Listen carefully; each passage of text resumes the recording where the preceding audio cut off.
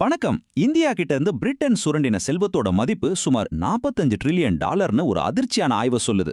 நிஜமாவே இது மிகைப்படுத்தப்பட்ட ஒரு கூற்றா இல்ல வரலாற்றோட இருண்ட பக்கங்கள்ல மறைக்கப்பட்டிருக்கிற உண்மையா? வாங்க இந்த முழு விஷயத்தையும் ஆழமா அலசி ஆராயலாம். இந்த நம்பரை ஒரு நிமிஷம் பாருங்க. 45 ட்ரில்லியன் டாலர்கள்.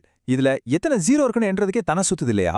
இந்த பிரம்மாண்டமான தொகை தான் சில ஆய்வுகளின்படி கிட்டத்தட்ட 200 வருஷமா இந்தியாவிலிருந்து எடுத்து செல்லப்பட்ட செல்வத்தோட மதிப்பு. இந்த எண்ணிக்கை எவ்வளவு பெரியதுங்கிறத நாம இப்போ ஒரு ஒப்பீட்டோட பார்க்கலாம். இந்த திகைக்கு வைக்கிற கூற்றை முன்வைக்கிறவங்க தான் பொருளாதார நிபுணர் உட்சா பட்நாயக். அவங்களோட ஆய்ச்சின்படி 1765 1938 வரைக்கும் பிரிட்டன் ரொம்பவே தந்திரமான ஒரு சுரண்டல் முறையை கையாண்டிருக்கு. எப்படின்னு கேக்குறீங்களா? வர்த்தகம்ங்கிற பேர்ல இந்திய ஏற்றுமதியாளர்கள் அவங்க பொருட்களுக்கு பதிலா நேரடியா பணம் வாங்கல. அதுக்கு பதிலா அந்த பணத்தை பிரிட்டனே எடுத்துக்கிட்டு அதை வச்சே இந்திய பொருட்களை வாங்கி தங்களோட நாட்டு தேவைக்கும் மற்ற நாடுகளோட இருந்த வர்த்தக பற்றாக்குறையை சரி செய்யவும் பயன்படுத்திக்கிட்டாங்க. இது வரி வர்த்தகம்ங்கிற போர்வையில நடந்த ஒரு மெகா பொருளாதார சுரண்டல். இப்போ அந்த 45 ட்ரில்லியன் டாலரோட மதிப்பை இன்னே உலகத்தோட ஒப்பிட்டு பார்ப்போம். இந்த ஸ்லைட பாருங்க. இன்னைக்கு உலகத்தோட மிகப்பெரிய பொருளாதார சக்தியான அமெரிக்காவோட ஒரு வருஷ ஜிடிபி, அதாவது மொத்த உள்நாட்டு உற்பத்தி சுமார் 28 ட்ரில்லியன் டாலர்கள் தான். ஆனா இந்தியாவிலிருந்து சுரண்டப்பட்டதா சொல்லப்படுற செல்வத்தோட மதிப்பு அதை விட 1.5 மடங்கு அதிகம். சும்மா யோசிச்சு பாருங்க, அந்த பணம் இந்தியாவிலே இருந்திருந்தா இன்னைக்கு இந்தியாவோட நிலைமை எப்படி இருந்திருக்கும்? அந்த பொருளாதார இழப்பு ஒரு பக்கம் இருக்கட்டும், நாம விலை மதிக்கவே முடியாத கலை புதையல்களையும் இழந்திருக்கோம்.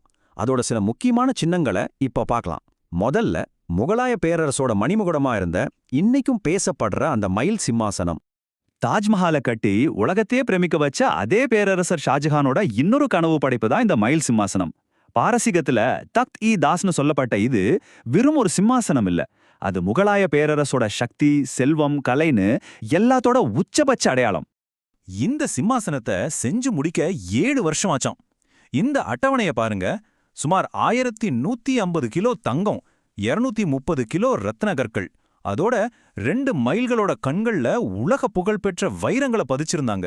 எல்லாத்துக்கும் மேல அதோட மையத்துல ஒளியின் மலைன்னு சொல்லப்படுற கோஹினூர் வைரம் பேரொளியோட ஜொலிச்சுது. இதோட மதிப்பு தாஜ்மஹாலை கட்ட ஆன செலவை விட 2 மடங்கு அதிகம்னு சொல்றாங்க. ஆனா அந்த பேரழகு ரொம்ப நாள் நீடிக்கல.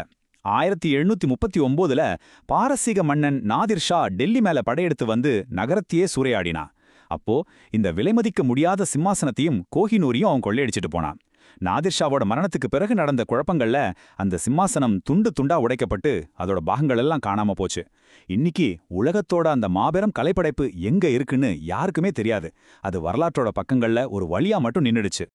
இப்போ அந்த மயில் சிம்மாசனத்தோட ஆன்மாவா இருந்த உலகத்தோட மிகவும் சர்ச்சைக்குரிய வைரமான கோஹினூரோட கதைக்கு வருவோம். இந்த ஒரு கல்லுக்கு பின்னால இரத்தம் தோஞ்ச ஒரு பெரிய வரலாறு இருக்கு. ஆந்திராவோட கோல்கொண்டா சுரங்கத்துல கிடைச்ச இந்த வைரம் பல ராஜ வம்சங்களை கடந்து வந்திருக்கு.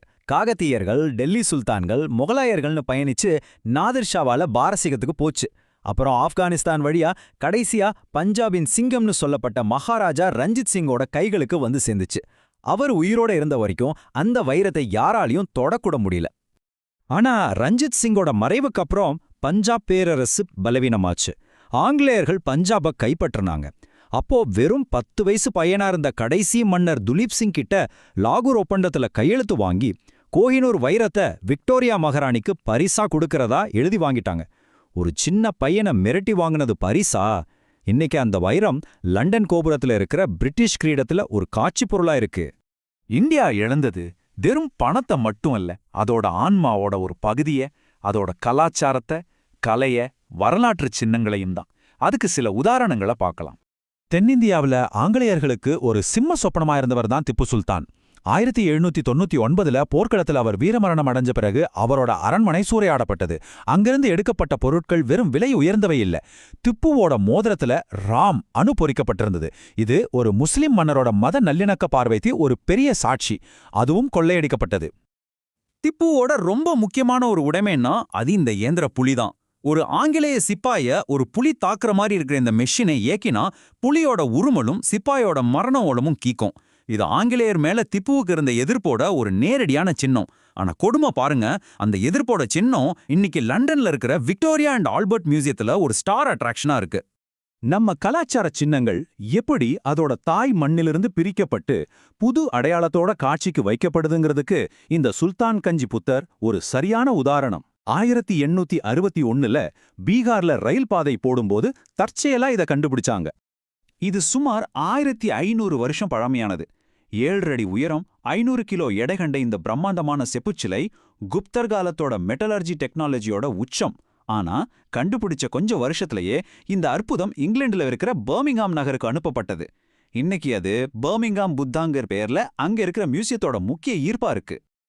இந்த இடத்துல ஒரு முக்கியமான கேள்வி வருது. வெளிநாட்டு மியூசியங்கள் என்ன சொல்றாங்கன்னா, நாங்க இந்த உலக பொக்கிஷங்களை பாதுகாத்து உலக மக்கள் எல்லாரும் பார்க்கறதுக்கு வைக்கிறோம்னு சொல்றாங்க. ஆனா ஒரு நாட்டோட ஆன்மாவை, அதோட வழிபாட்டு சின்னத்தை அதோட மண்ணிலிருந்து பிடுங்கி எடுத்து ஒரு கண்ணாடி பெட்டிக்குள்ள வைக்கிறதுக்கு பேரு பாதுகாப்பா, இல்ல அது ஒரு நாகரிகமான கொள்ளையா? சரி, கடந்த கால காயங்கள்ல இருந்து நிகழ்காலத்துக்கு வருவோம். இன்னைக்கு இந்த கலைப்பொருட்களை அதோட தாய்நாட்டுக்கே திரும்ப ஒப்படைக்கணும், அதாவது ரீபேட்ரியேஷன் பண்ணணுங்கிற உலகளாவிய விவாதம் ரொம்பவே சூடு பிடிச்சிருக்கு.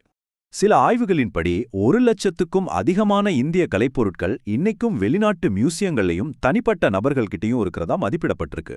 இது உண்மையிலேயே மலைக்க வைக்கிற ஒரு எண்ணிக்கை. இந்த ஸ்லைட்ல நீங்க பாக்குறது அந்த விவாதத்தோட மையத்துல இருக்கிற சில முக்கியமான புதையல்கள் தான். கோஹினூர் வைரம், ஆந்திராவோட அமராவதி சிற்பங்கள், மகாராஜா ரஞ்சித் சிங்கோட தங்க சிம்மாசனம், சுல்தான்கஞ்ச் புத்தர்னு இந்த லிஸ்ட் நீண்டிக்கிட்டே போகுது. இந்த விவாதத்துல 2 பக்கமும் வலுவான வாதங்கள் இருக்கு. ஒரு பக்கம் இந்தியா மாதிரி நாடுகள் இது எங்க வரலாறு, எங்க பாரம்பரியத்தோட பிரிக்க முடியாத ஒரு அங்கம், திருடின பொருளை அதோட உண்மையான உரிமையாளர்கள்ட்ட திருப்பி தரணும்னு வாதிடுறாங்க. இன்னொரு பக்கம் சில மேற்கத்திய மியூசியங்கள் நாங்க இந்த கலைப்பொருட்களை நல்லா பாதுகாத்து பராமரிச்சு உலக மக்கள் எல்லாரும் பார்க்கறதுக்கு வழி செய்றோம், நாங்க உலக கலாச்சாரத்தோட பாதுகாவலர்கள்னு ஒரு வாதத்தை முன்வைக்கிறாங்க. இது வெறும் உணர்வுபூர்வமான விவாதம் மட்டும் இல்ல, இது ஒரு தீவிரமான ராஜதந்திர போராட்டமாவே மாறியிருக்கு. இந்திய அரசாங்கம் தன்னோட முயற்சிகளை தீவிரமாக்கினதால சமீப வருஷங்கள்ல ஆஸ்திரேலியா, அமெரிக்கா மாதிரியான நாடுகள்ல இருந்து சில 100 சிலைகள் மீட்கப்பட்டிருக்கு. ஆனாலும் கோஹினூர் மாதிரி முக்கியமான சின்னங்கள் மேல இருக்கிற இழுபறி இன்னும் தொடர்ந்துகிட்டே தான் இருக்கு. இந்த முழு ஆய்வோட இறுதியில ஒரு ஆழமான கேள்வியோட உங்களை விட்டுட்டு போறோம். வரலாறு அது உண்மையிலே யாருக்கு சொந்தம்? அதை உருவாக்குன மக்களுக்கா, இல்ல அது இன்னைக்கு கையில வச்சிருக்கிறவங்களுக்கா? ஒரு நாட்டோட ஆன்மாவோ அடையாளமோ பெருமையும் மியூசியங்கள்ல வெறும் காட்சி பொருள்களா முடங்கி கிடக்கணுமா, இல்ல அதுங்க அதோட தாய் மண்ணோட காற்றை சுவாசிக்க திரும்ப வரணுமா? இது உடைமை, பாரம்பரியம், நீதினு பல விஷயங்கள் சம்பந்தப்பட்ட ஒரு கேள்வி. நீங்க என்ன நினைக்கிறீங்க? யோசிச்சு பாருங்க.